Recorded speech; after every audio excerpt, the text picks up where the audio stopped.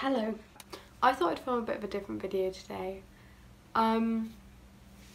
It's just going to be me talking basically, so if you don't like these videos, these kind of videos, please just click off.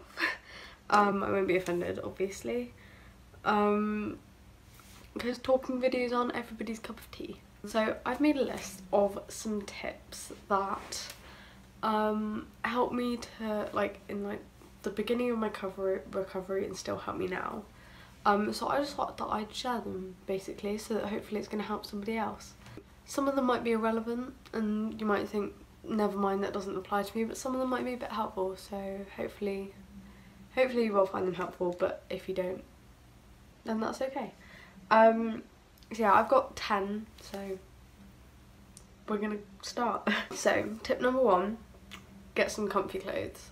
My first thought when I was recovering was, right, I'm gonna get some comfy clothes that I feel just really comfortable being in, and for me most of the time it's wearing oversized t-shirts and leggings. I wear jeans quite often, but I feel more comfortable in leggings. And just finding clothes that you feel comfortable in yourself in. And for many people this is not wearing tight clothes, which I completely understand. So for me, getting some really comfy clothes that I could just kind of lounge about in but felt comfortable going out in as well really helped me, because I didn't feel so I felt comfortable in what I was wearing, so I was comfortable in myself, which really helped me to kind of make better decisions, because I wasn't focusing on, oh, but if I eat this then like it might change how I feel in my outfit or how I think I look. It's like, it wouldn't change it, but mentally for me I think it would. So wearing clothes that were kind of a little bit oversized, a bit more comfortable and roomy for me was really helpful. So yeah, get some comfy clothes. Jogging bottoms, best out there. So tip number 2 is, when you wake up in the morning, think of things, or make a physical list or a mental list of things that you want to achieve or like get done in the day. These don't have to be massive things, like it could literally be like tidy your desk, read for half an hour, like things like that. So you can have some that are non-food related, but then also I find that it helps to have both, so things that aren't related to food and kind of just extra tasks to do in the day, and then some things that you do want to do, so maybe challenging. So one thing for me would be challenging putting cheese on my pasta, or to have a slightly bigger snack, or to have something different for a snack. Just things like that where you can think about it in the morning and then you can achieve it during the day, and having these kind of aims were really helpful. Yeah, it just gives you something to aim for during the day. Tip number 3, establish a support network. Now by this I mean people that you can go to just to talk about how you're feeling about things, and that people you can kind of lean on and rely on a little bit just to help you through. So for me, I say so much, so for me this was my family and like a few of my friends. Oh my god, I can't not say So my family and a few of my friends, they really helped me to kind of, it was someone that I could go to and just talk to and go, I'm feeling like this, I maybe just need to vent about it a little bit and just get it out of my system, and then I'll feel okay. And having people like that is really helpful, because if they understand what you're going through, then they don't even need to say anything, but just being there for you and maybe just giving you a hug or something can be really helpful. Tip number 4 is to write down your reasons for recovery.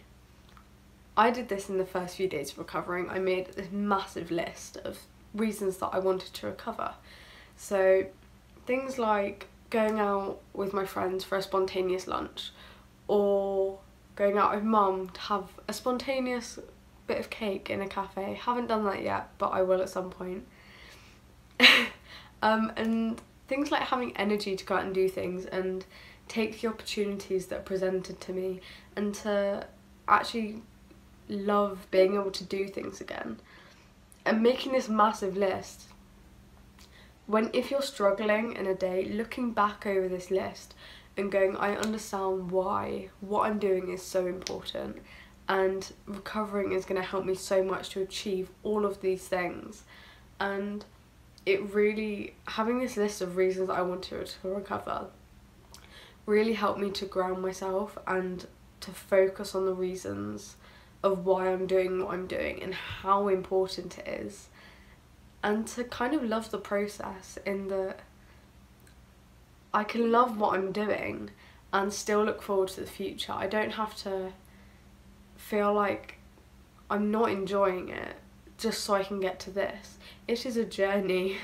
If you don't enjoy the journey, then yeah, I just think loving the journey is so much better than just viewing it as kind of, I'm going to do this to get to this place.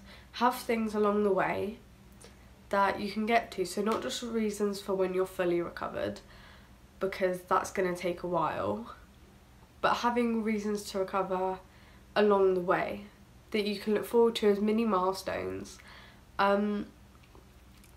So my reasons to recover are so varied.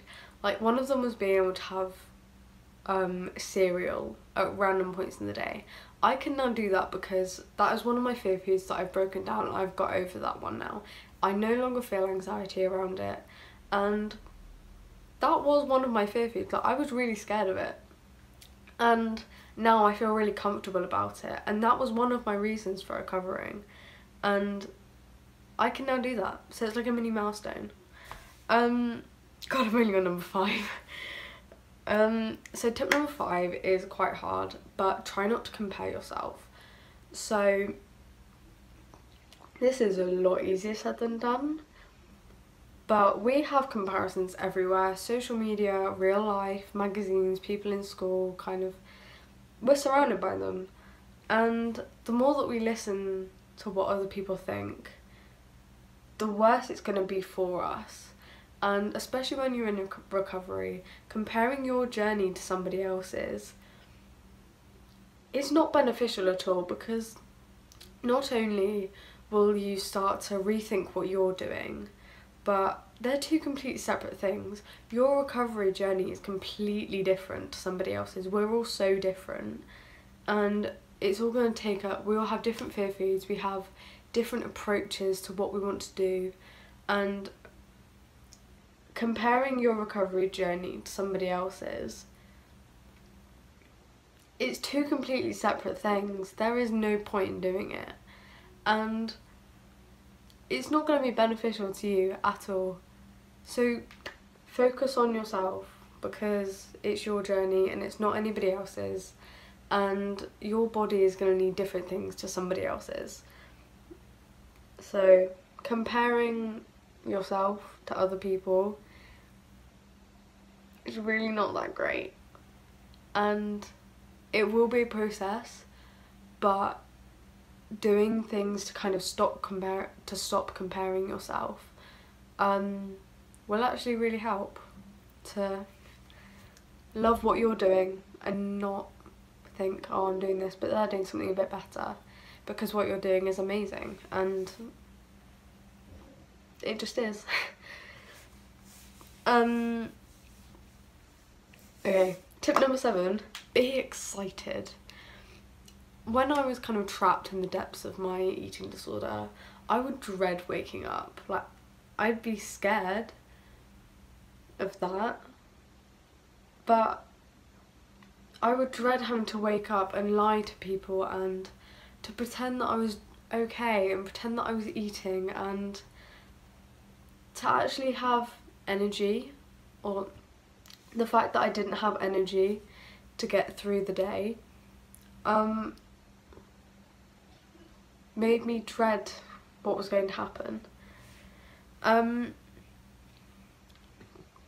So when I started recovering and I was waking up, and because I was eating and I had so much more energy. I could be so excited about what was going to happen during the day and what I was going to have for breakfast or what new things I was going to be able to do. And being excited about all of this was really beneficial because I was looking forward to everything during the day. I didn't wake up thinking, oh, I'm going to have to eat that again today. Because that's not what recovery is about. Recovery is so amazing and so exciting that you should be excited. You're gaining your life back. That is a very exciting prospect. So be excited. Wake up and smile, even if you don't want to. Because there will be days where you just feel like crying. And that's okay. But you can still be excited about what's going to happen. Okay, so tip number 8 is to plan activities that are non-food related. So Jasmine and I actually did a day of this, which I filmed and never got uploaded because my technological abilities are not great. So yeah, but we did a whole day where it was activities that weren't food related, and it was so amazing to just take your mind off of everything. And planning these activities, it gives you kind of something to look forward to, but also it's that glimpse of what your life's going to be like once you're not thinking about food all the time, and you don't have to plan and think about what you're going to eat next and whether you're going to be anxious about it or not, but just thinking about, wow, I can go and do that now, and then like having what you're going to be eating is an afterthought. Maybe when you're there and when you're stood in front of a counter full of food and that's the first time you think about eating and what you're going to eat while you're there. But doing these kind of non-ED activities, such as going out for a walk or going out and actually doing something like swimming, can be really exciting, and it's like something else to do and it just takes your mind off of everything. So tip number 9 is find some mantras. I love these so much. If you don't know what mantras are, literally type into Pinterest positive mantras or recovery mantras, and it comes up with pages and pages of positive mantras and affirmations, which can be really helpful. If you don't know what a mantra is, it's basically a short phrase. You can put them up around your room or just say them to yourself in the morning or throughout the day, and it's that little bit of motivation that can just help you boost yourself. And I absolutely love these so much because the way that you talk to yourself really matters. And yeah, I think I've got my numbers mixed around in these tips, but there we go. Okay, so another tip, God. So another tip is a bit harder as well, is to accept weight gain. This is really hard for pretty much everybody, but everybody has different approaches to it as well. And my best tip for this, which I'm quite proud of, is stop calling it weight gain. Controversial, I know, but don't use the phrase gaining weight, because whenever someone says gaining weight, you think, oh my god, and it's often related with such these like, it's related with these negative connotations, and it's not a negative thing in the slightest. So my best kind of defense for this was to rename it and to associate positive connotations with it. So instead of thinking I've got to gain weight, I would think I'm gaining happiness, I'm gaining opportunities, I'm gaining energy, I'm gaining new memories to make with my friends, and I'm gaining my life back. All of these positive things can help you to reset your mindset, because the way that you talk to yourself does really matter. Talking positively to yourself is really going to help you, because talking to yourself is not weird. I do it on the daily, but then again, I'm weird anyway. But it does matter, because if you talk to yourself negatively, it's going to impact on your whole mindset. And associating these positive things with, yeah, all of these things that you're going to gain that aren't linked to weight, because you are more than your weight. You're not going to die and on your gravestone it's going to say that you weighed this much. The people at your funeral will not turn around and talk about what you weighed and what you looked like. The people at your funeral will remember you for you and all of the memories that you shared and how happy of a person you were. That's what they're going to remember. And you're so much more than a weight. So why call it weight gain when you're just gaining so much positiveness and gaining a life back? Literally, what is better than that? Like, so just positive connotations with that are really helpful, because it is resetting your mind and rewiring it, which is the whole point of recovery, is to rewire your brain. So do it positively. Makes sense. My last thing, which isn't really a tip, more of an acknowledgement, but that you are enough. I say this to myself every day, which came from Jasmine, because she's amazing. And I say it to myself every day in the morning as soon as I wake up, and you should too, because you are enough and you do not have to do anything at all, and you are already so amazing, and you're so worthy of this amazing life without your ED, and you're just so worth it.